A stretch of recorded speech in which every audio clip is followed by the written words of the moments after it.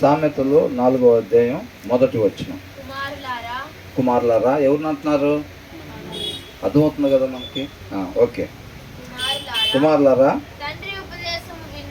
తండ్రి ఉపదేశము వినుడి అని అంటే ఏంటంటే ఆ ఉపదేశం అంటే ఏంటి? ఆ దేవుని వాక్యం. ఎప్పుడు చెప్తారు అది? ఎక్కడ దొరికింది అది మనకి? ఎప్పుడైనా విన్నారా ఉపదేశం? రోజు వినేదే. కొంతమందికి ఆ డౌట్లు. తండ్రి ఉపదేశం అంటే ఎక్కడ దొరికిద్దో అది. ఎక్కడ దొరికిద్దంట? ఇదే మన చేతిలో ఉంది చూసారా? అది ఎవరి మాట? అది తండ్రి మాట. అవునా? తండ్రి మాట. ఆయన కుమారుడైన యేసుక్రీస్తు వారి ద్వారా మనతో మాట్లాడుతున్నాడు అనమాట. తన ఉద్దేశాన్ని తెలియపరుస్తున్నాడు. సృష్టికర్త తన ఉద్దేశాన్ని తెలియపరుస్తూ ఉన్నాడు. సృష్టికి ఏ రీతిగా ఉండాలి, ఒక మనిషి ఏ రీతిగా మాత్రమే ఉండాలో తన ఉద్దేశాన్ని తెలియపరుస్తూ ఉన్నాడు. దాని ఉపదేశం అని చెప్తా ఉన్నారు అనమాట. అవునా? మన ఇంటి దగ్గర చక్కగా చదువుకుంటే ఆ యొక్క ఉపదేశం ఏంటో మనకి అర్థమవుతూ ఉండిద్ది. మనం ఇక్కడ కూడా విన్నా సరే ఇది కూడా తండ్రి యొక్క ఉపదేశం అన్నమాట. కుమారులారా తండ్రి ఉపదేశము వినుడి. ఉపదేశం వింటే ఏమొచ్చిద్దంట?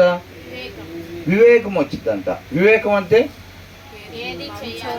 ఏది చెయ్యాలో ఏది చెయ్యకూడదో మనకి తెలిసేది. అది తెలియపోతే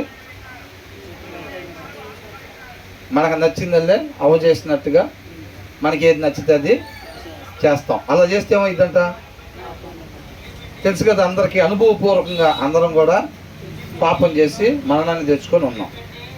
కాబట్టి ఏది చేయాలో ఏది చేయకూడదో తెలియకపోతే మనం అదే స్థితిలో ఉండిపోతాం అన్నమాట. ఆ పోగొట్టుకున్న స్థితిలోనికి మరలా వెళ్ళలేము. కాబట్టి ఇప్పుడైనా జాగ్రత్త పడాలి. కుమారులారా తండ్రి ఉపదేశము వినుడి. ఒకవేళ వాక్యం చదవకపోతే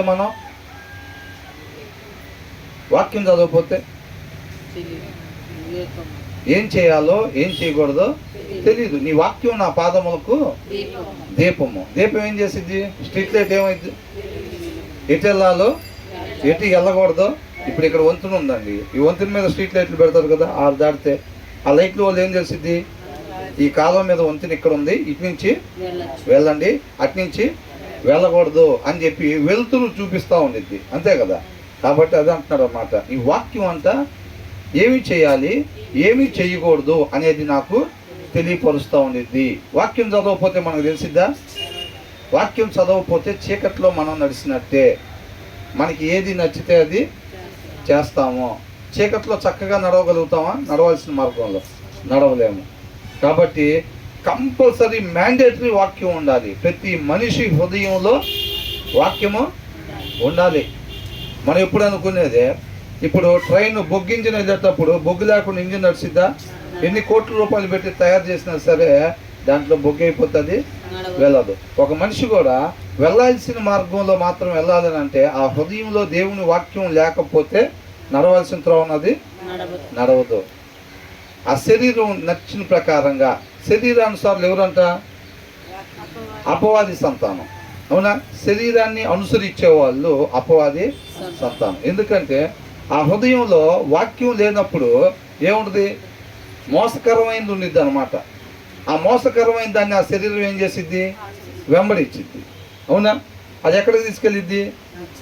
నిత్య నరకాగ్నికి తీసుకెళ్ళేది. అదే మనం ఆ హృదయంలో వాక్యం ఉన్నట్లయితే ఆ వాక్యం ఏం చేసిద్ది?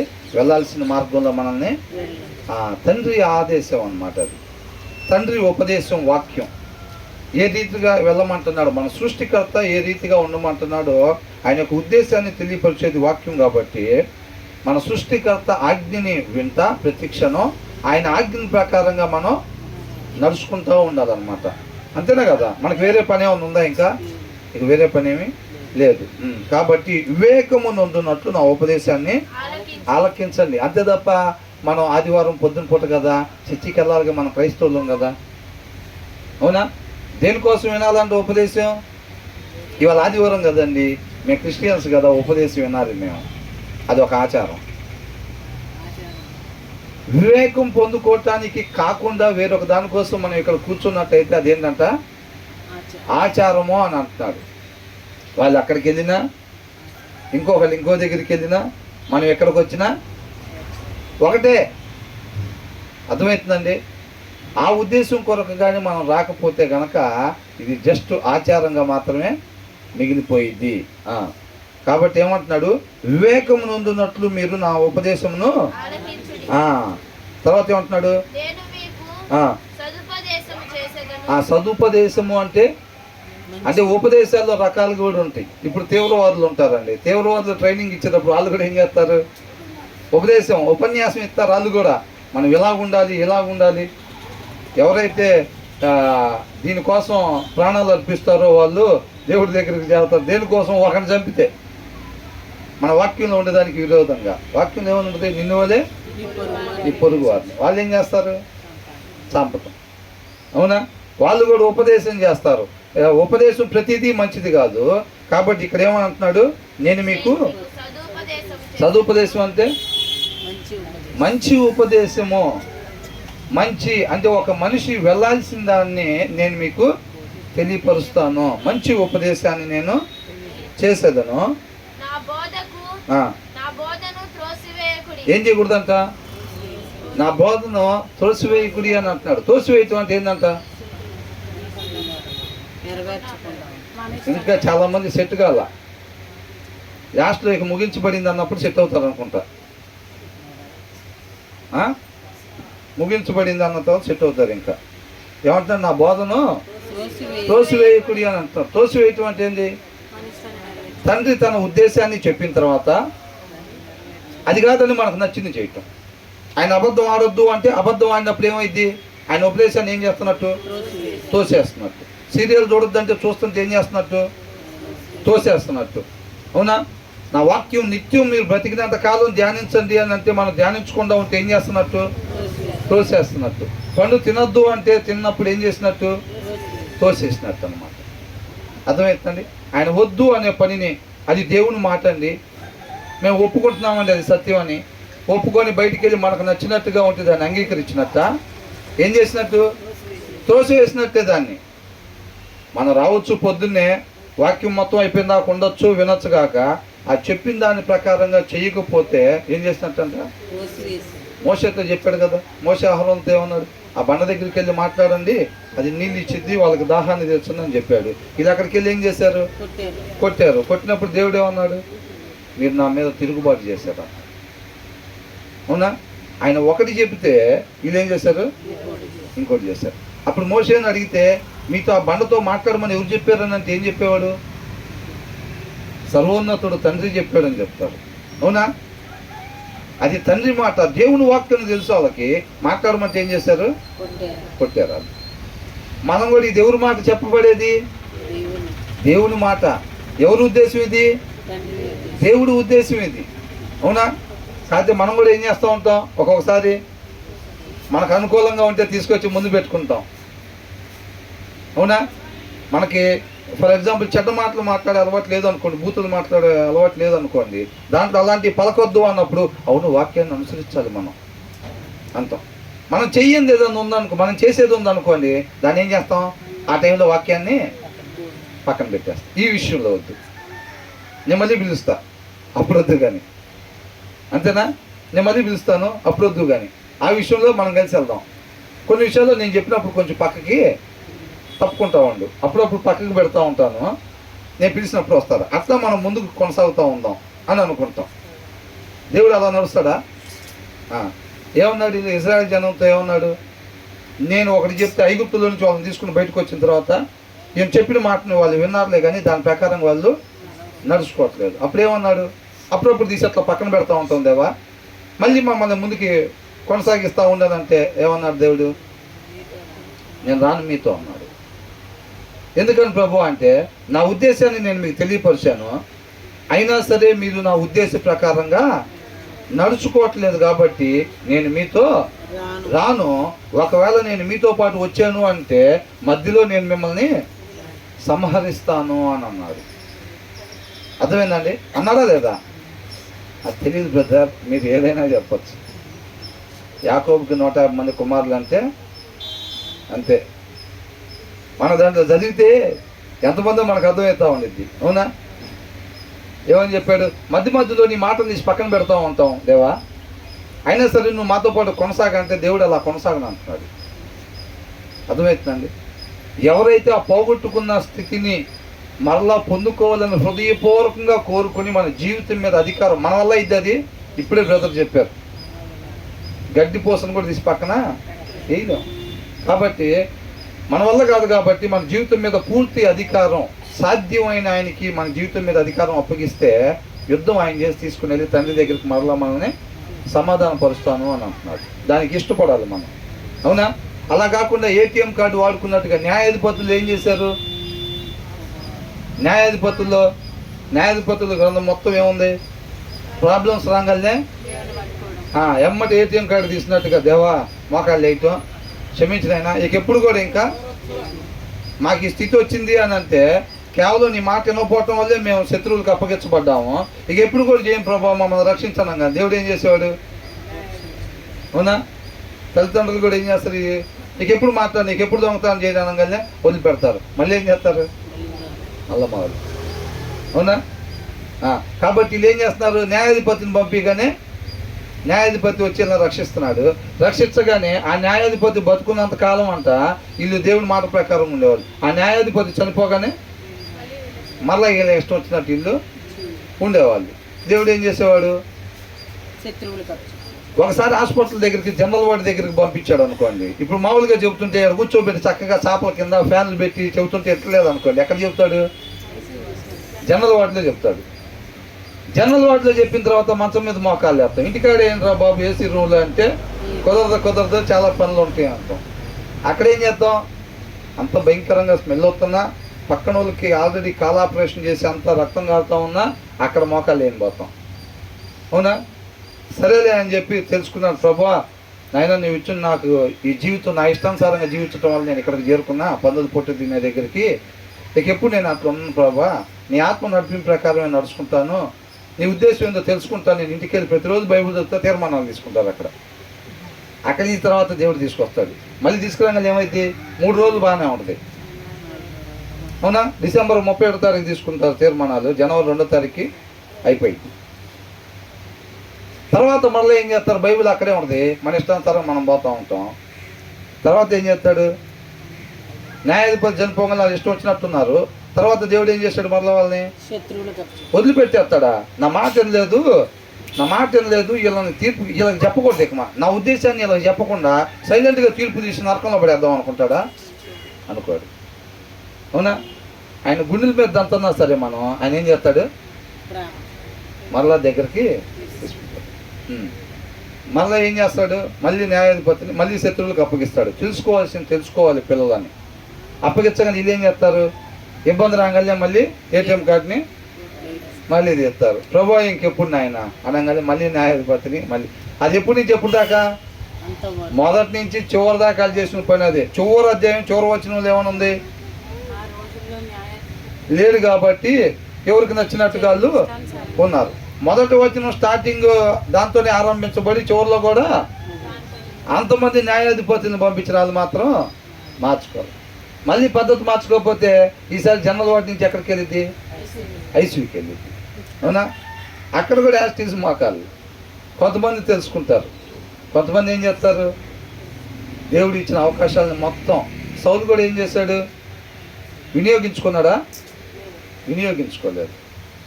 నేను వచ్చిన నాకు వెయిట్ చేయమని సమయాలు చెప్తే వెయిట్ చేయలే. అయినా సరే దేవుడు క్షమించి మళ్ళీ ఒకసారి అమాలేకులు మొత్తాన్ని నాశనం చేయమని చెప్తున్నాడు. దేవుని ఆజ్ఞ ఇదని అంటే అలాగే అని చెప్పి మళ్ళీ అసలు వాస్తవానికి దేవుడు మాట్లాడుకుని ఉండొచ్చా లేదా? అయినా అలా ఒకరిని శిక్షించటానికే ఎదురు చూసి ఆయన కాదు, ప్రతి ఒక్కరిని రక్షించడానికే ఆయన వచ్చాడు అనమాట. కాబట్టి మరలా పంపిస్తే మరలా ఏం చేశాడు? మరలా విధేయత. ఎన్నోసార్లు కవరింగ్. అప్పుడు కూడా అధ్యాయం మొత్తం మనం చక్కగా చదువుకున్నాం. ఏమంటున్నాడు? ఆ సౌండ్లు ఏంటి నాకు వినపడుతున్నాయి అంటే ఏమంటున్నాడు? క్షమించు ప్రభు అని అన్నాడా? లేదు, కవరింగ్. అవునా? మాట వినటం శ్రేష్టమైంది బలుల కన్నా అని అంటే, అయినా కవరింగ్ ఈ రోజులో చాలామంది ఏం చేస్తారు? కవరింగ్.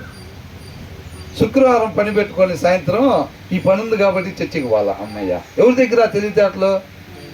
దేవుని దగ్గర లోక తెలివితేటలు చూపించే ప్రయత్నం. ఆదివారం పొద్దున పని పెట్టుకొని ఇది ఉంది కాబట్టి మనం చర్చికి రాలేదు. మనుషులకు సరిపోతాయి ఈ రీజన్స్. దేవుడి దగ్గర ఎవరికి నష్టం? మనకే నష్టం. మనల్ని మనం మోసం చేసుకుంటున్నాం. అది రేపు ఈ సమాధానం అక్కడ చెప్పి మనం సేవ్ కావచ్చు అని అనుకుంటున్నాం. అది జ్ఞానం లేకపోవటం. ఆ జ్ఞానమే పొందుకోండి అని అంటున్నాడు. జ్ఞానం అంటే వీధుల్లో నిలబడి కేకలు వేస్తున్నాను అంటున్నాడు. అయినా ఎవరి దారుణాలు తిరుగుతున్నారంట. అవునా? కాబట్టి ఇక్కడ ఏమంటున్నాడు? సదుపదేశము, మంచి ఉపదేశాన్ని నేను చేస్తాను,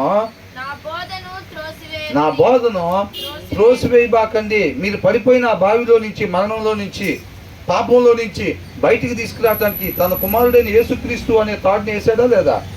కాబట్టి దాన్ని జాగ్రత్తగా పట్టుకొని ఒక్కొక్కరు పైకి రండి. మీరు ఎలా రావాలో కూడా నేనే చెప్తాను అని అంటున్నాడు ఆయన.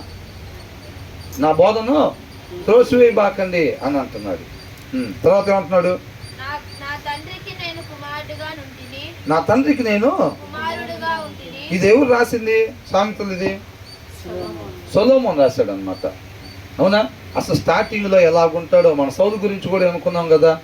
సౌలు కూడా స్టార్టింగ్లో ఏంటి? నా ఇష్టజనమైన ఇశ్రాయేలుని ఏల్తానికి సౌలుని ఎన్నుకున్నాడు దేవుడు. నేను దానికి సమర్థుని కాదని చెప్పి వెళ్ళి సామాన్లు దాక్కున్నాడు. అవునా? తర్వాత ఏం చేస్తున్నాడు? చెప్పిన మాట వింటున్నాడా? ఎప్పుడైతే కుర్చీలోకి ఎక్కాడో తలకెక్కేసింది అంతే. ఇంకా ఆయన ఇష్టం. నేను అవిధేయత చూపించటం వలన నన్ను తీసేసి దేవుడు నిన్నెన్నుకున్నాడని ఆయన నోడుతోనే అంటూ ఉంటాడు దావీదుని. మళ్ళీ బడ్స్ తీసుకుని అమరపడతా ఉంటాడు. అవునా కదా? అంటే ఎవరికి విరోధంగా వెళ్తున్నాడు? దేవుడికి విరోధంగా వెళ్తున్నాడు. ఆ కుర్చీలో కూర్చున్న తర్వాత అంతకుముందు నేను సమర్థుని కాదు, దానికి నీ జనాన్ని ఏల్తానికి నేను సమర్థుని కాదు, అంత శక్తి నాకు లేదని అనుకున్నాను. సొలొమోను కూడా అసలు ఫస్ట్ మాట్లాడే మాటలు అసలు ఎలా మాట్లాడతాడో అసలు. అవునా? నా తండ్రి కూర్చున్న స్థానంలో నీ కృపచేత నన్ను కూర్చోబెట్టావు, కేవలం నా క్రియల వలన కాదు, నా శక్తి సామర్థ్యాల వలన కాదు, నీ కృప వల్లనే నన్ను ఇక్కడ కూర్చోబెట్టావు. నా తండ్రిని చివరి వరకు నువ్వే నడిపించావు, నువ్వు నడిపించడం వల్లే నా తండ్రి అలాగున్నాడు అని అనుకున్నాడు. ఏం కావాలని అంటే జ్ఞానం కావాలని అడిగాడు. జ్ఞానం ఈ లోకంలో చలామణి కావటానికా? కాదు, ఆయన చిత్తాన్ని మాత్రమే నెరవేర్చడం. స్టార్టింగ్లో చాలామంది తీర్మానం తీసుకున్నప్పుడు ఎట్లుంటారు? కొత్త పిచ్చోడు పొద్దురు అంటారు. ఆ చిల్లర డబ్బులు చూస్తుంటే చీకట పడిందా తెలియకుండానే ఇంకా వస్తాయి అని అడుగుతుంటాం. అదే రోజు అడుగుతున్నాడు ఏం చేస్తాడు? అదే రేపు కూడా వస్తాం, ఎట్లాగో పెద్ద చీకట పడుతుంది ఇంకా అనుకుంటాడు. అవునా? మన నీళ్ళలో మునిగి తీసినప్పుడు ఎట్లుంటుంది? లేదు, పంచాల్సిందే. ఇంకా కరపత్రికలు చాలా ఉన్నాయి. ఏంటంట? పంచాల్సిందే. అక్కడ ఏదో ఒకటి టీ తాగి, ఒక బండ తిని టీ తాగి చెయ్యాలి. అటు నుంచి అడిపోయి వాళ్ళ ఇంటికి కూడా స్వార్థ చెప్పాలి, వీళ్ళింటికి స్వార్థ చెప్పాలి. తర్వాత ఎట్లా ఉంటుంది? ఏముండదు, ఒక సీనియారిటీ తప్ప. నెలలో మునిగిలేసిన సీనియారిటీ తప్ప మిగతాది ఆ కసి దుప్పి నీటి వాగుల కొరకు ఆశపడినట్టుగా మనం ఎప్పటి వరకు? అంతం వరకు ఆశపడాలి. దాని విలువ తెలుసుకోవాలి. మన సత్తా ఏందో చూపెట్టాలి. దేంట్లో? విధేయతలో. అవునా? మనల్ని ఉపేక్షించుకోవటంలో. మనల్ని ఎంతగా ఉపేక్షించుకుంటే దేవుడు అంతగా వాడుకుంటాడు. మనల్ని అంతగా జీరో చేసుకోవాలి. మనకి ఈ రోజులో చేతగాంది అదే. జీరో చేసుకోవటం చేత కాదు. అవునా? జీరో చేసుకొని ఉంటే ఈ పని ఉండేదా? ఇస్కరేతు యోధా జీరో చేసుకొని ఉంటే ఆ పని ఉండేదా? లేదు. వాళ్ళ సొంత ఇష్టాలు లాకర్లో పెట్టుకొని ఉంటారు. అవునా? ఆ సొంత ఇష్టాలు కొన్ని లాకర్లో పెట్టుకొని ఉంటారు. పూర్తిగా విధేయతను చూపించారు. మిమ్మల్ని మీరు ఉపేక్షించుకోకుండా నన్ను వెంబడిస్తే ప్రయోజనం లేదంటున్నాడు. మనం ఏదైతే దాచుకున్నామో, వాక్యం వద్దనే దాన్ని దేన్నైతే దాచుకున్నామో అదే మనల్ని నాశనం చేసింది. ఆ ధనాపేక్ష యోధాను ఏం నాశనం చేసింది? ధనాపేక్ష. దేన్నైతే దాచుకున్నాడో అదే నాశనం చేసింది. ఆ లాకర్ లోపల వాక్యం వద్దు అన్నదాన్ని లాకర్ లోపల దేన్నైతే దాస్తామో అదే మనల్ని నాశనం చేసింది. చదవబట్టినట్టుగా బాడీ మొత్తానికి పట్టింది. అవునండి? కాబట్టి మనల్ని మనం పూర్తిగా ఉపేక్షించుకోవాలి, జీరో చేసుకోవాలి. మన జీవిత విధానం ఏంటి అని అంటే ఏం చెప్పాలి? వాక్యాన్ని అనుసరించటమే మా జీవిత విధానం. ఇక వేరొక విధానం లేదు. వేరొక విధానం ఉందంటే మన పని అయిపోయినట్టే. మరలా అంత దూరం ఎక్కి దర్రం జారి మళ్ళీ ఆ బావిలో పడినట్టే. అర్థమవుతుందండి? ప్రయోజనం ఏమైనా ఉందా? నేను ఇందాక అక్కడ దాకా ఎక్కిందండి, నన్ను కూడా తీసుకొని నిత్య జీవంలో ఒకటి తీసుకుంటారా? తీసుకో. దాని బయట ఎవరైతే ఉంటారో వాళ్ళకే నిత్య జీవం. అవునా కదా? కాబట్టి ఏమంటున్నాడు? నా బోధను త్రోసివేయకుడి, నా తండ్రికి నేను కుమారుడుగా నుంటిని, సుకుమారుడనై ఏక కుమారుడనై. సొలొమోను ఒకప్పుడు అంతే కదా ఉంది. అవునా? అలాగున్నాడంట. తర్వాత ఏమంటున్నాడు? తల్లిదండ్రులు ఎవరైతే వాక్యంలో నాటబడి ఉంటారో, తండ్రి మనకి ఏ రీతిగా ఉపదేశం ఇస్తున్నాడో అదే ఉపదేశాన్ని తల్లిదండ్రులు పిల్లలకు ఫార్వర్డ్ చేస్తారు. నుంచున్నప్పుడు, కూర్చున్నప్పుడు, త్రోవలో వెళ్ళేటప్పుడు, పడుకునేటప్పుడు పిల్లలకి ఏం చెప్పాలంట? ఈ లోకంలో ఏం సంపాదించుకోవాలి, ఎలాగుండాలి, ఎత్తుకుపోయి ఎట్లా వేయాలి అవి చెప్పాలా? విశ్వాసం ఏం చెప్పాలంట? తండ్రి ఉపదేశాన్ని, వాక్యాన్ని చెప్పాలంట పిల్లలకి.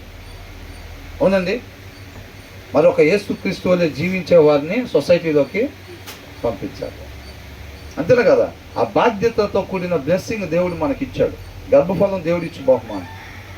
కాబట్టి మన బుర్ర ఎక్కడన్నా ఉపయోగించడం పోయానంటే వాళ్ళ పని అయిపోయినట్టే, మన పని కూడా అయిపోయినట్టే. కాబట్టి మనం ఎంటీ మైండ్తో దేవుని యొక్క అధికారానికి అప్పగించుకోవాలి మనల్ని, మన పిల్లల్ని. ఆయన ఉద్దేశ ప్రకారంగా మాత్రమే పిల్లల్ని పెంచే జ్ఞానాన్ని దయచే. జ్ఞానం అనేది చాలా పాత్ర పోషించింది. అది లేకపోతే లేనట్టే అని అంటున్నాడు.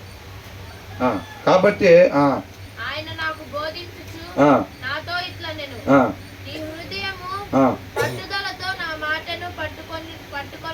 ఏం చేయాలంట? దేవుని వాక్యాన్ని అంట ఈ భూమి మీద ఉన్న ప్రతి మనిషి హృదయం ఏం చేయాలంట? పట్టుదలతో దాన్ని పట్టుకొని గ్రాప్ చేసుకొని లోపల పెట్టుకోవాలన్నమాట. అది లేకపోతే మనం మంచి మార్గాన్ని ఈ బండి వెళ్దు. అసలు హృదయంలో దేవుని వాక్యం, ఆయన ఉపదేశం లేకుండా వెళ్ళాల్సిన త్రోవలో ఏ మనిషి కూడా వెళ్ళలేడు. క్లియర్గా కనబడుతుంది. అవునా? కాబట్టి ఏం చేయాలంటే, ఎలా పట్టుకోవాలంట? పట్టుదలతో. పట్టుదల అంటే ఈ లోకంలో కూడా అంటారు, ఏదైనా సాధించాలంటే పట్టుదల ఉండాలిరా. ఏముండాలంట? పట్టుదల ఉండాలి. కొంతమంది ఐఏఎస్ ఆఫీసర్ కావాలి, ఐపీఎస్ ఆఫీసర్ కావాలి, నేను పెద్ద వ్యాపారిని కావాలి. అవునా? ఇలాంటి పట్టుదలతో కొంతకాలం ఉండిపోయే వాటి కోసం పట్టుదల అంట. శాశ్వతమైన దానికోసం అంట పట్టుదలతో. దేన్ని పట్టుకోవాలంటే నీ హృదయము పట్టుదలతో నా మాటలు అంటే ఏంది? వాక్యాన్ని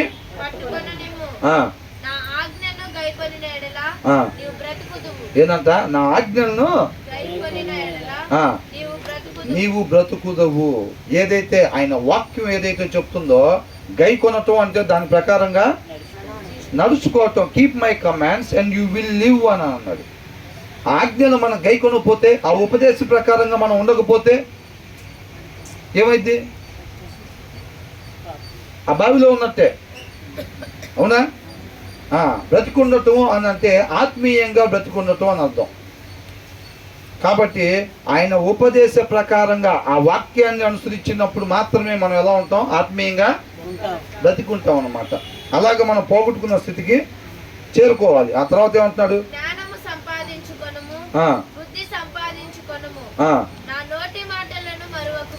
ఏం చేయాలంట? జ్ఞానము సంపాదించుకోనము. ఏం చేయకూడదంట? ఈ ఉపదేశాన్ని విని మర్చిపోకూడదు. వెళ్ళి ఒక 45 నిమిషాలు వాక్యం విన్నాం, పుణ్యం వచ్చి ఉంటుంది. దేవుడు నవ్వుకొని ఉంటాడు, మనం ఇష్టపడి ఉంటాడు. ఏదన్నా ఒక 4 గిఫ్ట్లు, పిల్లలకు ఉద్యోగాలు, పెళ్లి సంబంధాలు ఏదన్నా ఒక 4 కిందకి ఇసిరేస్తాడు అనుకుంటా. అలా ఉంటుందా? అది కాదు. అవునా? ఏమంటున్నాడు ఇక్కడ? నా నోటి మాటలను మరువకము. ఎక్కడ కూడా మర్చిపోకూడదు. ఆయన కృపను బట్టి మనం జీవిస్తున్న ప్రతి క్షణం కూడా దాన్ని ఎలాగ ఉపయోగించాలంటే, ఆయన కృపను బట్టి మనకి ఇచ్చిన క్షణం, ఈ క్షణాన్ని ఎలాగ ఉపయోగించటం దేవుడి ఆలోచన అయి ఉంది. అవునా? నిత్యం మనం నడుస్తున్న ప్రార్థన జరుగుతూనే ఉండాలి. మనం పండుకొని ఉండేటప్పుడు, మనం తినేటప్పుడు, ప్రభువా నీ కృపను బట్టి ఈ క్షణాన్ని నాకు ఇచ్చావు, ఈ క్షణాన్ని ఏ రీతిగా ఉపయోగించటం నీ ఆలోచన, దాని ప్రకారంగా మాత్రమే దీన్ని ఉపయోగించే కృపను దయచే ప్రభువా. ఆ ప్రార్థన ఎనీ టైం నడుస్తూనే ఉండాలి, 24 గంటలు నడవాలి. అది అర్థమవుతుందండి. ఒక క్షణం కూడా మన ఇష్ట ప్రకారంగా ఆ క్షణాన్ని ఉపయోగించే సాహసం మనం చేయకూడదు. ఆ ఆసక్తి అనమాట. దుప్పి నీటి వాగుల కొరకు ఎదురు చూసినట్టుగా అని అంటే ఆయన ఏం ఆజ్ఞిస్తాడు. మనం అనుకున్నాం కదా, ఒక రిమోట్ కారు, ఆ రిమోటు ఆ బటన్ యజమాని ఎడుగిప్పుతున్నాడు, లెఫ్ట్ అంటున్నాడా రైట్ అంటున్నాడా, ఆజ్ఞ కొరకు ఎదురు చూస్తూ ఉండాలన్నమాట. ఆయన లెఫ్ట్ అనగానే లెఫ్ట్కి తిరిగి ఆయన్ని మహింపరిచేవారుగా ఉండాలి. ఆయన రైట్ అంటే, ఆయన ఫ్రంట్ అంటే, ఆయన బ్యాక్ అంటే, ఆయన ఆదేశం కొరకు ఎదురు చూస్తూ ఉండాలన్నమాట. అలాగుండాలి. ఆయన మహింపరచటం కోసం ఆ దప్పికొన్న తత్వం మనకు ఉండాలి అని అంటున్నాడు. అర్థమవుతుందండి. మనం విచ్చలవిడిగా మనకు నచ్చినట్టు కొంటాం. 2 ఎకరాలు ఇస్తే మా నాన్న 200 ఎకరాలు చేసి మా ఓడికి ఇస్తే 2000 ఎకరాలు. ఆ పనిలో కాదు, దాన్ని వ్యర్థంగా గడపటం. అర్థమవుతుందండి. మనకు ఉండాల్సిన ఆసక్తి ఆయన కృపను బట్టి. ఆయన ఇంకో క్షణం ఇయ్యలేదు అనుకోండి, మనకి ఏంటి,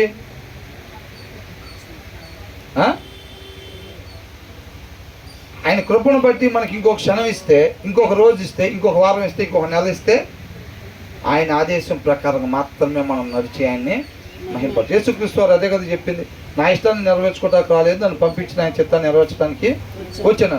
ఇప్పుడు యేసుక్రీస్తు వారు కూడా మనిషిగా జన్మించిన తర్వాత తండ్రి నామాన్ని మహింపరచడానికే వచ్చాడు కదా. ఎలా మహింపరచాడంట, ఈ భూమి మీద నువ్వు నాకు ఇచ్చిన పని ఏదైతే ఉందో నేను దాన్ని సంపూర్ణంగా నెరవేర్చి నేను మహింపరచాను అంటున్నాడు.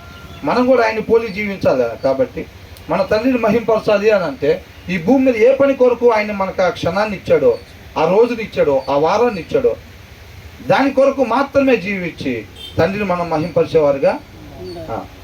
33 సంవత్సరాలు ఇస్తే మళ్ళీ ఇంకొక 6 నెలలు ఇవ్వు, ఇంకో సంవత్సరం ఇవ్వు అని యేసుక్రీస్తు కదా.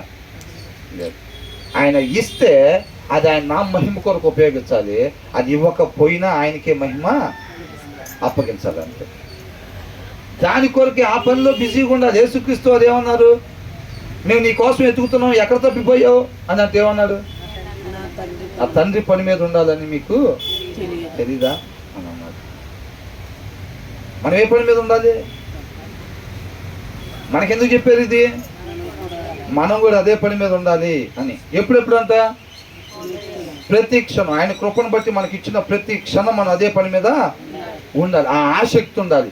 ఎవరైతే ఆశపడే ప్రాణాన్ని దేవుడు ఏం చేస్తాడంట, తృప్తిపరుస్తానని అంటున్నాడు. ఆ ఆశ ఎవరిలో అయితే కనపడిద్దో, షోయింగ్ కాదు, జనాల కాదు షోయింగ్ పనిచేసింది, కానీ దేవుడి దగ్గర షోయింగ్ పనిచేయదు. అంతరంగంలో ఆ ఆశ ఎవరైతే ఉండిద్దో, ఈ లోకంలో దాన్ని సంపాదించాలి, పేరు సంపాదించాలి, పదవి సంపాదించాలి, డబ్బు సంపాదించాలి, ఆరోగ్యం సంపాదించాలి అని దేవుడికి కనపడుతుందా? తన సృష్టికర్త మాత్రం ఎవరైతే ఆయన ఉద్దేశాన్ని నెరవేర్చాలనే ఆశ కనపడుతుందా దేవుడు? అలా ఎవరైతే ఆశపడుతూ ఉంటారో వాళ్ళని దేవుడు తృప్తిపరుస్తాడు. దేవుడు ఆయన కృపను బట్టి మనం రక్షించుకునేదంట ముందుగా మన ద్వారా ఏ సత్క్రియలు అయితే చేయాలని ఆయన ఇష్టపడుతున్నాడో ఆ సత్క్రియలు మన ద్వారా జరిగేటట్టుగా మన విధేయతను చూపించాలి. సౌలు విధేయత చూపించలేదు, దావీదుని ఎన్నుకున్నాడు, ఆయన చిత్తాన్ని నెరవేర్చుకుంటూ ముందుకెళ్ళాడు. రేపు ఆయనతో పాటు దావీదు ఉంటాడు. సౌలు పరిస్థితి, మన విధేయత చూపించినంత మాత్రం ఆయన చిత్తం ఏం ఆగిపోదు, ఆయన చిత్తం ముందుకి కొనసాగుతూనే ఉంటుంది. రేపు ఆయనతో పాటు మనం ఉంటామా లేదా అనేది చూసుకోవాలి. అవునా? అబ్రాహాంకి ఇచ్చినట్టు, మోషేకి ఇచ్చినట్టు, దావీదుకి ఇచ్చినట్టు అవకాశం మనకు కూడా ఇచ్చాడు. ఇవాళ అంతమందిని మనం ముందు తీసుకొచ్చి పెట్టారు. ఎలా ఉండాలి, ఎలా ఉండకూడదో కూడా చక్కగా చూపించాడు. అవునా కదా? ఆ దినాన అబ్రాహాంకు ముందు ఉన్నారా నడుచుకోవటానికి? అప్పుడే కదా ఫస్ట్ పిలుచుకోవటం. అవునా? నోవాహు అంట 600 సంవత్సరాల కంట అప్పటికి ఈ దినాల్లో నీవే నా ఎదుట నీతిమంతుడిగా ఉన్నావని దేవుడి దగ్గర నుంచి సర్టిఫికేట్ పొందుతున్నాడు. 600 సంవత్సరాలు. మనకు 60 సంవత్సరాలు ఇస్తే ఎన్నిసార్లు పడటం లేకపోవటం ఇదే పని సరిపోతూ ఉంటుంది. ఎట్లా ఉందిరా మన గ్రాఫ్ వెనకాలంటే, మన ఆత్మీయ గ్రాఫ్ ఎలా ఉందంటే పట్టం లేకపోవటం ఇంతే. ఈసీజీలు ఉంటాయి చూసారా, ఇన్నిసార్లు పడ్డామా ఇంకా అదేమో నడకరా అది అనుకుంటారు. అవునా కదా? తిన్నగా పట్టుమని 10 రోజులు నడిచింది కనపడలేదు ఎక్కడ గ్రాఫ్లో. అని అనుకుంటాం. అవునా? ఆ తర్వాత ఏమంటున్నాడు? వాటి నుండి తొలగిపోకుము. ఆ, జ్ఞానమును విడువక ఉండిన యెడల ఆ, అది నిన్ను కాపాడును. ఆ. దాన్ని ప్రేమించిన యెడల ఏం చేయాలంట? జ్ఞానమును విడువక ఉండిన ఎడల అది నిన్ను కాపాడును. అసలు దాన్ని పట్టుకొనే పోతే ఎక్కడి నుంచి వచ్చిందంట జ్ఞానం? దేవుని నోట నుంచి, వాక్యం నుంచి జ్ఞానం వచ్చింది. దాన్ని అసలు చదవనే పోతే పట్టుకోవటం ఎందుకు? దాన్ని పానీయకుండా జాగ్రత్త కట్టి పెడతాం ఎందుకు? అసలు పట్టుకోకుండా ఉంటే పోలా? పట్టుకోకుండా ఉంటే పోయిద్దిగా? పోయిద్ది. ఏం పోయిద్ది? నిత్యజీవం పోయిద్ది. పట్టుకోవటం ఎందుకు? దాచుకోవటం ఎందుకు? అసలు పట్టుకోకుండా ఉంటే పోయిద్దిగా అంటే పోయిద్ది. ఏం పోయిద్ది అంటే నిత్యజీవం పోయిద్ది. సింపుల్గా అంతే. ఇంకేముంటుంది? బూడిద ఉండిద్ది ఇంకా. అవునా? జ్ఞానం లేకపోతే మిగిలేది అదే. ధూళి నుంచి తయారు చేయబడ్డాం కాబట్టి చివరాఖరికి మళ్ళీ ఏం మిగిలిద్ది? ధూళే మిగిలిద్ది జ్ఞానం లేకపోతే. అవునా? కాబట్టి ఏమంటున్నాడు? జ్ఞానమును విడువక ఉండిన ఎడల, అది నిన్ను కాపాడును. ఉండని ఎడల, అది నిన్ను కాపాడు. ఎడల అని అంటే అప్పుడు అని అంటే దాన్ని ముందు చేస్తే తర్వాత దాన్ని. అవునా? విడవక ఉండిన ఎడల అని అంటే అసలు జ్ఞానాన్ని పట్టుకొనే పోతే అది మనం కాపాడిద్దా? కాపాడదు. కాబట్టి ఆ విన్న ఉపదేశాన్ని అంతా విడిచిపెట్టకూడదంట. ఇక్కడ పొందుకొని ఇక్కడే వదిలిపెట్టి పోయే వాళ్ళంగా ఉండకూడదు. కాబట్టి ఆ జ్ఞానాన్ని, దేవుని వాక్యాన్ని మనం చదివేటప్పుడు ఆ జ్ఞానం చక్కగా మన హృదయంలోకి వెళ్తూ ఉండిద్ది అనమాట. తర్వాత దానిని ప్రేమించిన ఎడల అది నిన్ను రక్షించును. చాలా మంది ఏమంటారంటే దేవుణ్ణి ఎవరు ప్రేమిస్తున్నారు? దేవుణ్ణి ఎవరెవరు ప్రేమిస్తున్నారు? ఆయన్ని ప్రేమిస్తున్నానని చెప్పేవాడంటే ఆయన ఆజ్ఞల ప్రకారంగా నడుచుకోవాలి. అలా నడుచుకోకుండా ప్రేమిస్తున్నానని ఎవరని చెప్తే వాళ్ళు ఎవరంట? అబద్ధికులు అని అంటున్నారు. అవునా? చాలామంది ఏమంటారంటే నేను ప్రేమిస్తున్నాను అంటారు, దాని ప్రకారం ఆయన మాట ప్రకారంగా ఉండరు. ఆ ప్రేమ ఏం ప్రేమ? దెయ్యాల ప్రేమ. అది ఎవరి ప్రేమ? దెయ్యాల ప్రేమ. దేవుడు ఒక్కడే అని దెయ్యాలు కూడా నమ్మి గజగజ వణుకుతున్నాయి అంట. ఆ పిచ్చి నమ్మకం కాదు. ఎలాంటి నమ్మకం ఉండాలి? అబ్రహాం కలిగిన క్రియలతో కూడిన నమ్మకం ఉండాలి. నువ్వు నమ్మావంటే దానికి సంబంధించిన క్రియలు కనపడాలి. అర్థమవుతుందండి? ఇక్కడ ఏమని ఉంది? దాన్ని విడువకుండా దీన్ని కాపాడును, దాన్ని ప్రేమించిన ఎడల. ఎంతమంది ప్రేమిస్తున్నారు జ్ఞానాన్ని? ఎత్తలే మామూలుగా దాంట్లో ఏది మంచి అని ఉందో దాని ప్రకారం అది రాసుకోండి మా దగ్గర. ఏది చెయ్యాలి ఏది చేయకూడదని ఉందో, ఏది చెయ్యాలి అని ఉందో వాటి దగ్గర ఏం చేయాలంట? ఏది చెయ్యాలి అని ఉందో అక్కడ రాసుకోండి మా పేరు. ఏది వద్దు అన్నారో అక్కడ మేము చేయకుండా ఉంటామని రాసుకోండి. అంతేనా? ఏమని అంటున్నాడు? దాన్ని ప్రేమించిన ఎడల అది నిన్ను, అది ప్రేమించటం అంటే, దాన్ని ప్రేమించటం అంటే నాకు మటన్ బిర్యానీ అంటే చాలా ఇష్టం అని చెప్పి ఎవరైనా తీసుకొచ్చి పెడితే నాకొద్దు అంటే అవి చెప్పాను అబద్ధాలు. 3 సార్లు తీసుకెళ్ళి ఇచ్చేవాడికి 3 సార్లు కూడా తెలియదు. దాని బదులు వేరేది నా కళ్ళ ముందు అక్కడే తిన్నాడు అని అంటే అదే నా ఇష్టం అంటే. కొంతమంది ఏం చేస్తారు? వేరే ఎవరినో ఒకరిద్దరు ఉంచుకొని బయట భార్య దగ్గరికి వచ్చి తీయటి మాటలు చెబుతూ ఉంటారు. ఏమని? నువ్వంటే ప్రాణం, నిన్ను అసలు పూర్తిగా ప్రేమిస్తున్నాను, అది అంటారు ఇది అంటారు. అది నిజమేనా? ఇది నిజమైతే అక్కడ అది ఎందుకు ఉంటుంది? అవునా? ఇది నిజమైతే అక్కడ అది ఎందుకు ఉంటుంది? కానీ ఇక్కడ అడిగితే ఏం చెబుతారు? భార్య దగ్గరికి ఏం చెబుతారు? నేనంటే నీకు ఇష్టం లేదంటే నువ్వంటే నాకు ప్రాణం అని అంటారు. అవునా? నువ్వంటే నాకు ప్రాణం ఉండ. నోటి మాట లోపల చూస్తే మేలు పండు ఏమైందంట? మేలుమై ఉండిద్ది. ఇక్కడ ఏందనంట? దాన్ని ప్రేమించిన ఎడల. ప్రేమించకపోతే ఎంతమంది ప్రేమిస్తున్నారంటే టక్కన ఎత్తుతాం చెయ్యి. అంటే దాన్ని ప్రేమించటం అంటే అది కావాలనుకోవటం, దానికోసం వెతకటం పట్టుదలతో. అవునా? వెతకాలంట. దేవుణ్ణి ఎలా కనుక్కోవాలంట? ఒక గుడ్డతని టేబుల్ని కనుక్కోవాలంటే ఎలా కనుక్కుంటాడో, ఈ స్టాండ్ని కనుక్కోవాలంటే ఎలా కనుక్కుంటాడో అలాగా దేవుణ్ణి కనుక్కోవాలంట. ఆ ఆసక్తి ఉండాలంట. అర్థమవుతుందండి? ధ్యాస ఎక్కడో పెట్టి ఎతుకుతున్నాడు అనుకోండి, తెలిసింది అదేందో. తెలీదు. దేవుణ్ణి మనం అలా వెతకాలి. జ్ఞానాన్ని కూడా మనం అలాగా హిడెన్ ట్రెజర్ అని రాస్తుంది. ఏంటంట, దాచబడిన గుప్త నిధిని వెతికినట్టుగా వెతకాలి అని ఉంది. దాచబడిన గుప్త నిధి అంటే నిధి ఎక్కడ పెడతారండి? నిధి ఆడ బయట పడేసి ఉంటుందా? నిధి అంటే ఏం చేస్తారు? దాన్ని తవ్వి లోపల పెట్టి బూడి చేస్తారు. దాన్ని ఎతికేటప్పుడు ఎట్లా ఎతకాలి? మామూలుగా ఇట్లా చూసుకుంటూ పోతా ఉంటే కనపడిద్దా? కాబట్టి దేవుణ్ణి అలా వెతకాలి, జ్ఞానాన్ని అలాగా సంపాదించుకోవాలన్నమాట. ఆ జ్ఞానం ఎక్కడి నుంచి వచ్చింది? దేవుని నోట నుంచి, వాక్యం నుంచి వచ్చింది, ఉపదేశం నుంచి వచ్చింది. అవునా? ఈ ఎడల గుర్తుపెట్టుకోండి, అది లేకపోతే లేదు. మనం మొదటి నుంచి చూసుకుంటూ వస్తున్నాం. అవునా? జ్ఞానమును విడువక ఉండిన ఎడల, దాన్ని విడిచిపెట్టాము, దాన్ని అసలు పొందుకోలేదు అంటే అది మనల్ని కాపాడదు, మనం కాపాడబడము.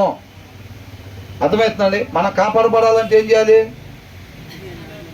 జ్ఞానాన్ని పొందుకోవాల్సిందే, వాక్యం చదవాల్సిందే, ఉపదేశాన్ని వినాల్సిందే. దాని నుంచే జ్ఞానం వచ్చింది. దాన్ని ఏం చేయాలి? విని విడిచిపెట్టాలా? ఎక్కడిదక్కడే. మేము ఎవరు ఉంచుకోమండి.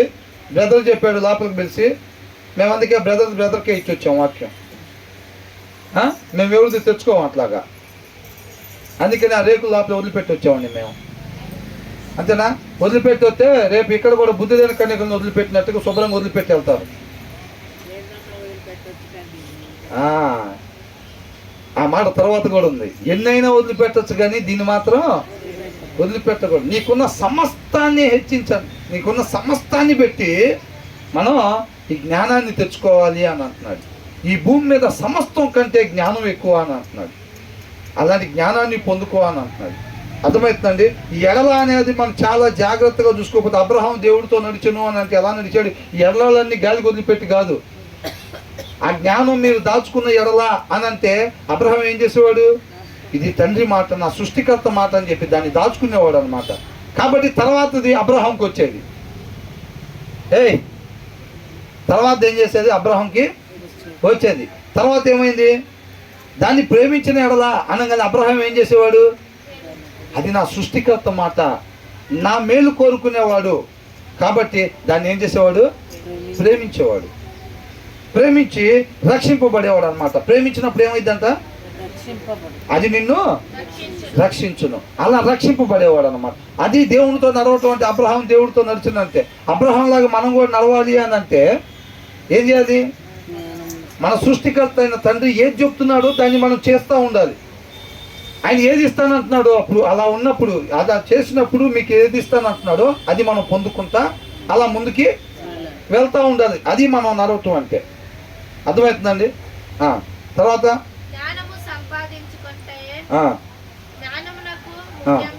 ముఖ్యాంశము ఏం చేయాలంట? ఏమనుంది?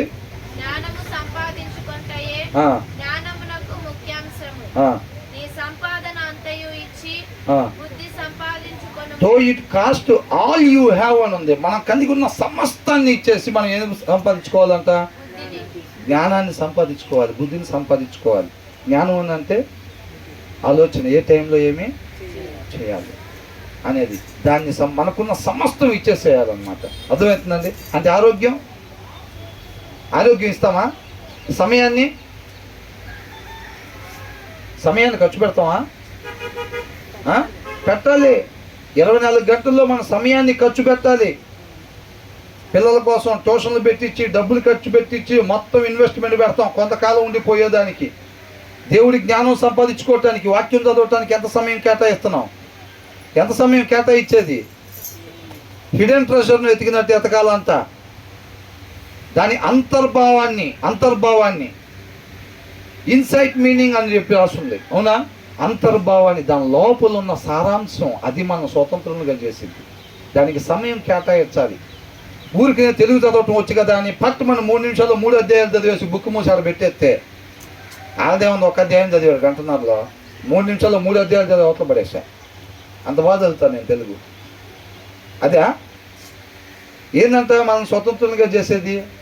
వాక్య సారాంశం సత్యం. ఆ సత్యం మనల్ని స్వతంత్రంగా చేసింది. అక్షరాన్ని కాదు, అనుసరించాల్సింది ఆత్మను అనుసరించాలమ్మా. పటపట 3 అధ్యాయాలు చదివేయటం కాదు. అంతర్భావాన్ని వదిలిపెట్టుకుంటే వెళ్ళిపోతే ప్రయోజనం ఏమీ లేదు. ఆ భావం మనల్ని రక్షించిద్ది అనమాట. అర్థమవుతుందండి? కాబట్టి ఏమంటున్నాడు ఇక్కడ? జ్ఞానము సంపాదించుకొనుటయే జ్ఞానమునకు ముఖ్యాంశము.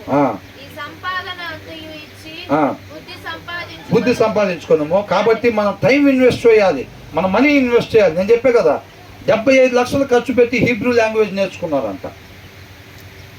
అంటే వాళ్ళకి బయట ఖర్చు పెట్టుకోవడం తెలీదా? భార్యాభర్తలు ఇద్దరు మాట్లాడుకుని సొంత ఇల్లు లేదు, అద్దె కట్టుకుంటున్నారు. 75 లక్షలు ఖర్చు పెట్టి హీబ్రూ భాష క్షుణ్ణంగా నేర్చుకున్నారు. ఎందుకని? ప్యూర్ వర్డ్ ఆఫ్ గాడ్ కావాలి వాళ్ళకి. ట్రాన్స్లేషన్స్లో మిస్ అయినవి కూడా వాళ్ళు సంపాదించుకోవాలి. అంత మాత్రమే కాదు, దేవుడు మాకు ఇచ్చిన కృప అది, మాకు ఇచ్చిన తలాంత్ అది. ఎంతోమంది చదువుకోలేని వాళ్ళు ఉంటారు. మేము దాన్ని చదువుకొని దాన్ని పొందుకొని అనేక మందికి అప్పగిచ్చే బాధ్యత దేవుడు మాకు ఇచ్చాడు. అర్థమవుతుందండి? దాని నిమిత్తం మనం చదువుకోవాలి, అవునా కదా? కాబట్టి మనం చక్కగా ఏం చేయాలంట? ఈ సంపాదన అంతా ఇచ్చి మన సమయాన్ని కేటాయించాలి, డబ్బుని కేటాయించాలి, మన ఆరోగ్యాన్ని కేటాయించాలి. కొంతమందికి నిద్రలు ఉండవు తెలుసా చెప్పే వాళ్ళకి.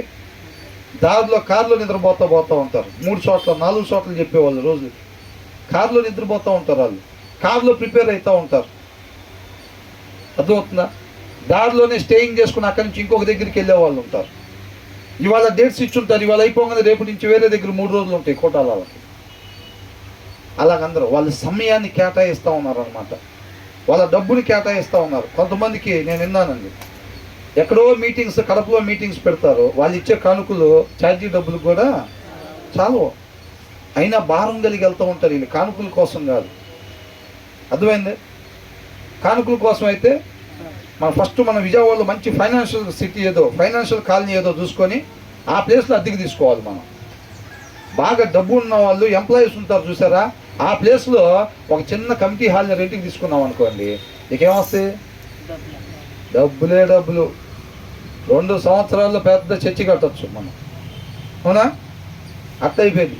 అదే ఇలాంటి దగ్గర అయితే దేవుడు మాకు ఇది చూపించాడండి, ఈ ప్లేస్లో ఏముంది, ఈ చాప అంత ఉంది పాక, దాని లోపలికి పోవాలండి భయపడ్డాం మేము అసలు. అలా ఉంది, ఇది చూపించాడు అని అన్నాడు. అర్థమవుతుందా? తర్వాత ఏమంటున్నాడు? దేన్నంత గొప్ప చేసేది? జ్ఞానమును గొప్ప చేయాలంట. గొప్ప చేయటం అంటే ఏంది? అసలు నువ్వంటే నాకు చాలా ఇష్టం అని చెప్పి వాళ్ళతో సమయం గడపపోతుంటే, వాళ్ళకి సమయం ఇవ్వపోతుంటే, అసలు నీకన్నా ఎక్కువ ఎవరురా నాకని చెప్పి వాళ్ళకి అపాయింట్మెంట్ ఇవ్వట్లేదు అనుకోండి, ఏంది అర్థం? అరే నువ్వు ఎమ్మెల్యే అయ్యావు కదా ఇవాళ, మరి ఏంది నన్ను బట్టి నీకన్నా ఎక్కువ ఎవరురా నాకు, అసలు నా భార్య కూడా నీ తర్వాతే అని అంటాడు. వాళ్ళు ఒకసారి కలవాలంటే అపాయింట్మెంటే ఇవ్వట్లేదంట. కానీ అడుగుతుంటే ఏమంటున్నాడు? నీకంటే ఎక్కువ ఎవరురా భార్య కూడా నీ తర్వాతే అని అంట. మనం కూడా అడిగామనుకోండి, ఇక్కడ ఏమనుంది? దాన్ని గొప్ప చేసిన ఎడలా అని అంటున్నాడు. దేన్ని? జ్ఞానాన్ని. మనం గొప్ప చేద్దాం వద్దా? ఎంతమందికి ఉందా ఉద్దేశం? జ్ఞానాన్ని గొప్ప చేయటం అంటే ఏంది? దానికోసం సమయం కేటాయించాలి. నువ్వు నా జీవితంలో చాలా ప్రాముఖ్యం, అర్థమవుతుందండి అని దానికి సంబంధించిన క్రియలు కనపడాలి. ఉట్టి నోటి మాట జ్ఞానాన్ని, నేను నిన్ను గొప్ప చేస్తాను, నువ్వంటే నాకు ఇష్టం, నేను నిన్ను ప్రేమిస్తా అని చెప్పి దానికోసం అసలు సమయమే కేటాయించకపోతుంటే అవన్నీ ఏ మాటలు? ఒత్తు మాటలు అయ్యి. నీ తర్వాత ఎవరైనా అని చెప్పి అపాయింట్మెంట్ కూడా ఇవ్వకుండా ఉంటారు చూసారా, అట్లాంటి దానికి సమయం కేటాయించాలి. ఈ ఒక సమయం పెట్టుకుని ఆ సమయంలో చక్కగా వాక్యాన్ని చదువుకొని ఆ జ్ఞానాన్ని పొందుకోవాలి. అప్పుడు అది క్రియ కనపరుచున్నట్టు అనమాట. అర్థమవుతుందండి? అప్పుడు క్రియ కనపరుచున్నట్టు. దానికోసం సమయం కేటాయించి వెతుకులు నడుతుంటే అప్పుడు అనుకుంది జ్ఞానం.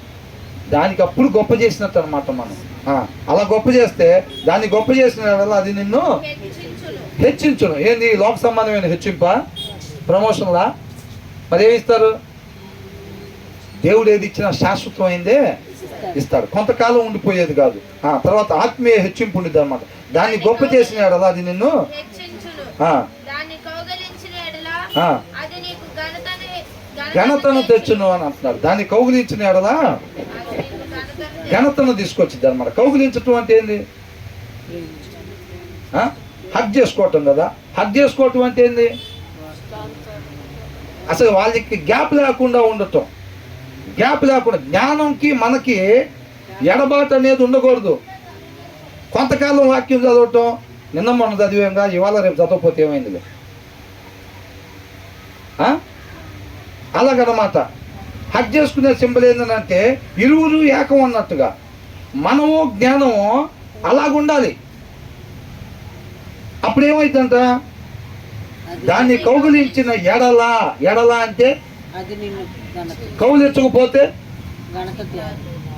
ఘనత అంటే ఏంది?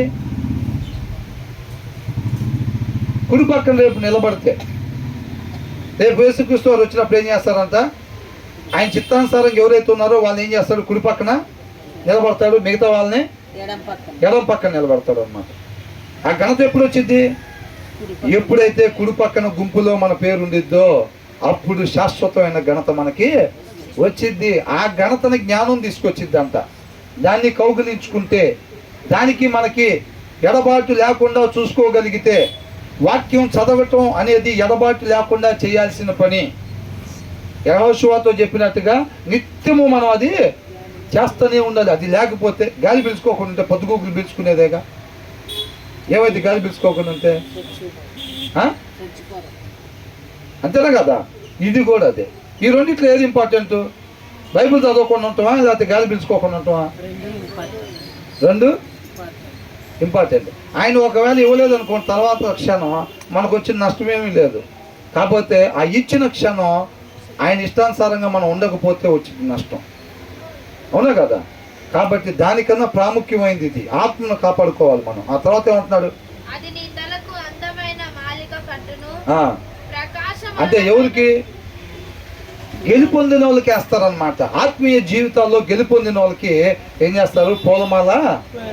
పూలమాలతో సత్కరిస్తారనమాట. అర్థమవుతుందండి?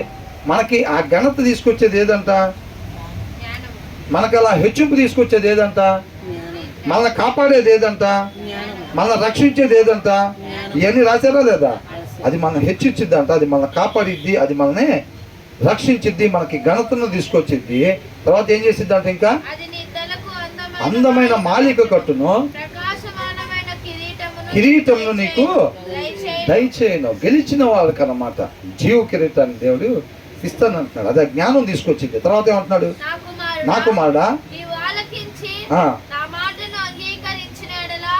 అంగీకరించకపోతే నీవు ఆలకించి. ఎంతమంది ఆలకిస్తున్నారు? ఆలకిస్తున్నారుగా, వింటున్నారుగా, వినపడుతుంది కదా. దాన్ని నా మాటలు అంగీకరించిన ఎడల, అంగీకరించటం అంటే దాని ప్రకారంగా నడుచుకోవటం. వినటం అంటే 10 పైన ఇచ్చాడు. ఆలకించి అన్నప్పుడే వినటం. అవునా? దాన్ని అంగీకరించిన ఎడల అంటే యాక్సెప్ట్ చేసి దాని ప్రకారంగా మనం నడవటం. యాక్సెప్ట్ చేసాము అంటే విధేయత చూపించాము అంటే క్రియ కనపడాలి. ఇప్పుడు మా ఊరికి ఆ బాటిల్ ఇవ్వమంటే అలాగే డాడీ అని చెప్పి ఇయ్యలేదు అనుకోండి, విధేయత చూపించినట్ట. అలాగే డాడీ అన్నంత మాత్రాన కాదు. నువ్వు చెప్పేది సత్యం ప్రభువా అని మనం చెప్పటం కాదు. అది సత్యం అయితే మన క్రియ ద్వారా ఒప్పుకోవాలి దాన్ని. ఆ క్రియ మనలో కనపడాలి. అర్థమవుతుందండి? విధేయత చూపిస్తారా దేవుడికి? చూపిస్తాం. విధేయత చూపిస్తాం. విధేయత చూపిస్తాం. క్రియలేయనంటే చూస్తే. అవునా? అయ్యే మనల్ని మనం మోసం చేసుకోవటం అంటే. ఏంద్ర ఎంతమంది క్రైస్తవులు ఉన్నారు ఈ కాలనీలో, ఇంకా ఇంత చీకటి ఉంది ఏంది, ఆత్మీయ చీకటి అని అంటే ఎందుకని?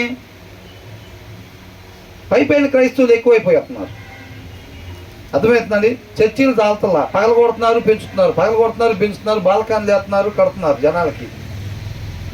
లోకంలో ఈ కాలనీలో ఆత్మీయ చీకటి మాత్రం అలాగే ఉంటుంది. ఎందుకు కారణం? క్రియలు లేవు. యోహాను రాసిన మొదటి పత్రికలో ఏమనుంది? మాటలతో నాలుగుతో కాకుండా క్రియలతో మన ప్రేమను చూపించాలి. యేసుక్రీస్తు వారు అలాగే చేశాడు. అవునా కదా?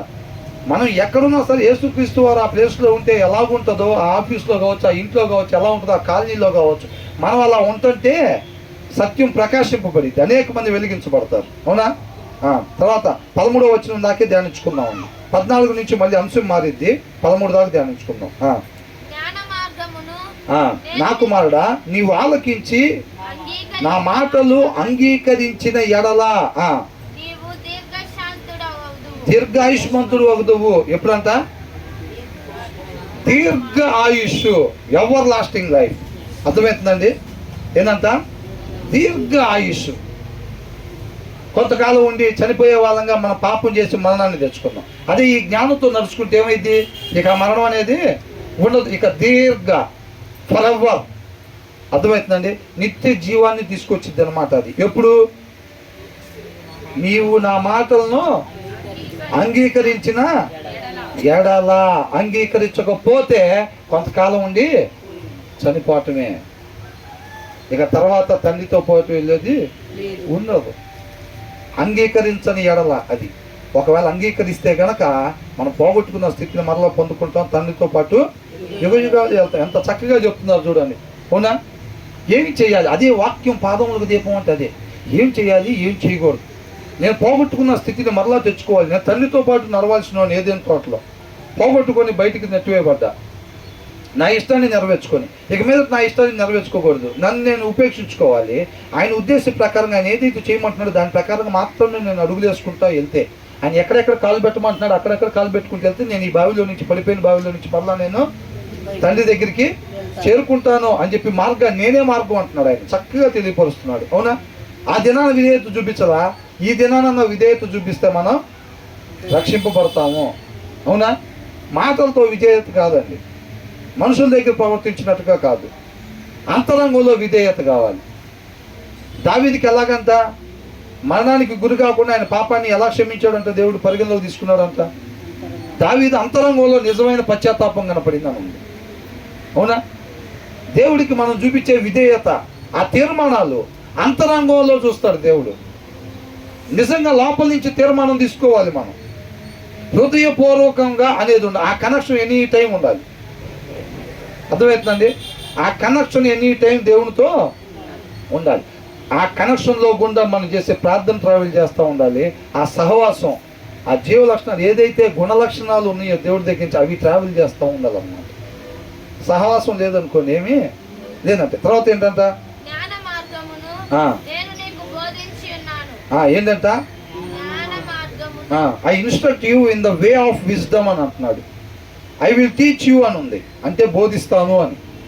I instruct you in the way of wisdom. జ్ఞాన మార్గమును నేను నీకు బోధించి ఉన్నాను. యథార్థ మార్గములలో నిన్ను నడిపించి ఉన్నాను. యథార్థ మార్గంలో నడిపిస్తాను అని అంటున్నాడు. అంటే యథార్థ మార్గం అంటే ఏంటి?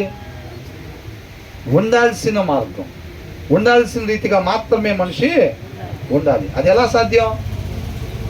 వాక్యాన్ని అనుసరించడం ద్వారా సాధ్యం. అవునా? ఆ తర్వాత ఏమంటున్నాడు? నీవు నడిచినప్పుడు నీ అడుగు ఇరుకున పడదు. ఎప్పుడు?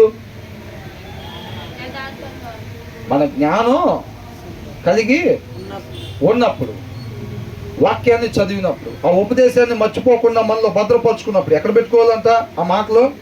4వ వచనంలో ఏమనుంది? నీ హృదయము పట్టుదలతో నా మాటలను పట్టుకొననేమో నీవు బ్రతుకుదువు. ఎక్కడంత హృదయంలో భద్రపరుచుకోవాలి. ఈ పోకుండా అపవాది వచ్చి ఎత్తికెళ్ళాడు కాబట్టి అవి మొలవలేదని ఉంది. అవునా? అపవాది అట్లా ఎత్తికెళ్ళేటట్టుగా, వాళ్ళు ఎత్తికెళ్ళేటట్టుగా పెట్టుకోకూడదు. వాక్యాన్ని పైనే విలువైన వాటిని ఎట్లా దాచుకుంటామో అదేంటంట? హృదయం లోపల దాచుకోవాలంట. ఆయన వాక్యాన్ని పోకుండా దాన్ని నెమరు వేసుకుంటూ ఉండాలి. అందుకని ఇంటికి వెళ్ళిన తర్వాత మరలా ఒకసారి ధ్యానించుకుంటే చక్కగా మనకి అర్థమవుతూ ఉండేది. తర్వాత ఏమంటున్నాడు?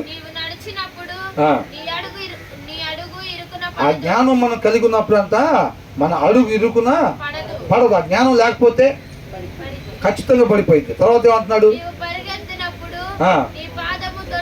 మనం పరిగెత్తినప్పుడు కూడా పాదం తొట్టిల్లదు అని అంటున్నాడు. తర్వాత ఉపదేశం అంటే ఏంటి? ఇప్పుడు చెప్పబడేదే, ఇక్కడ రాయబడిందే. వాక్యం ఉపదేశం అన్నమాట. అర్థమవుతుందండి? దాన్ని ఏం చేయకూడదంట, విడిచిపెట్టకుండా దాన్ని ఏం చేయాలి, గట్టిగా పట్టుకొని గట్టిగా పట్టుకోవాలి. ఎప్పుడు అది వెళ్ళిపోయే పరిస్థితి ఉంటుంది కాబట్టి. అర్థమవుతుందండి? కాబట్టి దాన్ని గట్టిగా పట్టుకున్న జాగ్రత్త, విలువైన దాన్ని ఏం చేస్తాం, ఇప్పుడు పిల్లలకు డబ్బులు ఇచ్చాం, వాళ్ళు పట్టుకుని ఊరికెట్టేట్టు ఊపుతున్నారు అనుకోండి, గట్టిగా పట్టుకోరా అంటావా లేదా? అట్లాగా. కాబట్టి దీన్ని ఏం చేయాలంట, విలువైంది కాబట్టి, ఈ భూమి మీద సమస్తం కంటే విలువైంది కాబట్టి దీన్ని ఏం చేయాలి, గట్టిగా పట్టుకొని గట్టిగా పట్టుకోవాలి. కాబట్టి విలువైన దానికోసం మన సమయాన్ని కేటాయించాలా లేదా, మన ధనాన్ని కేటాయించాలా లేదా, మన ఆరోగ్యాన్ని కేటాయించాలా లేదా, మనకున్న సమస్తాన్ని పెట్టి ఆ జ్ఞానాన్ని పొందుకోవాలంటున్నారు. మనకున్న సమస్తం, సమయం, ధనం, ఆరోగ్యం, వీటన్నిటిని పెట్టి ఆ జ్ఞానాన్ని, వాక్యంలో ఉండే జ్ఞానాన్ని మనం పొందుకుంటే అప్పుడు మనం ఏ రీతిగా అయితే పోగొట్టుకున్న స్థితికి వెళ్ళాలో ఆ మార్గాన్ని నువ్వు నడుచుకుంటావు కుమారుడా అని అంటున్నాడు. అందుకని ప్రతి అధ్యాయంలో స్టార్టింగ్లో ఏమంటున్నారు, కుమారులారా అని అంటున్నాడు. దాని ముందు దాంట్లో కూడా ఏమైనా ఉంది, నా కుమారుడా అని ఉంది 3వ అధ్యాయంలో కూడా. ఎంత చక్కగా చెప్తా ఉన్నాడు, అవునా? ఆ తర్వాత ఏమనుంది, ఉపదేశమును విడిచిపెట్టక దాన్ని గట్టిగా పట్టుకునము. అది నీకు జీవము బా కనుక ఏందంట, అది నీకు జీవము కనుక మనందరూ నిరీక్షణ మన నిరీక్షణ ఏంటి, నిత్య జీవం, నిత్యము జీవించుండాలి. పాపం చేసి కొంతకాలం మాత్రమే జీవించి మరణించేవారుగా కాకుండా నిత్యము జీవించాలి. కాబట్టి మన నిరీక్షణకు ఆధారం ఏంటంటే ఇది ఏమంటున్నాడు, అది నీకు జీవము కనుక ఏది, జ్ఞానము. జ్ఞానం అనమాట. అదే మనల్ని అక్కడికి నడిపించేది. నువ్వు ఎటు వెళ్ళాలో ఎటు వెళ్ళకూడదో నీకు తెలియపరిచేది ఆ జ్ఞానమే. అదే వాక్యాన్ని చదవటం ద్వారా, ఉపదేశాన్ని పొందుకోవడం ద్వారా వచ్చింది. కాబట్టి ఏమంటున్నాడు, అది నీకు జీవము గనుక దాన్ని పొంది ఉండుము దాన్ని పొంది ఉండుము అని అంటున్నాడు. ఎంతమంది జ్ఞానం కావాలనుకుంటున్నారు మరి? బంగారం కావాలా, జ్ఞానం కావాలా? పట్టు చీరలు కావాలా, జ్ఞానం కావాలా? రాసుకోవచ్చా? అది ఎతికితే మన జీవితాల్లో కనపడాలి. మళ్ళీ ఆరోగ్యం కావాలా, జ్ఞానం కావాలా? జ్ఞానం కావాలి, అవునా? అంతస్తులు కావాలా, జ్ఞానం కావాలా? బా ఇవాళ ఎవరన్నా కొత్తగా వస్తే ఎంత జ్ఞానం కోరుకుంటున్నారు అని అనుకుంటారు, అవునా? ఇవాళ ఎవరన్నా కొత్తగా వస్తే కనుక మనం నిజంగానే హృదయపూర్వకంగా దాన్నే కోరుకునే వాళ్ళంగా ఈ సత్య స్వరూపి సహవాసం ఉండాలి. అందరూ వెలిగించబడి అనేక మందిని వెలిగించే ఆత్మీయ దీపాలుగా మనం అందరం కూడా ఉండాలన్నమాట. దేవునికి మహిమ కలుగును గాక.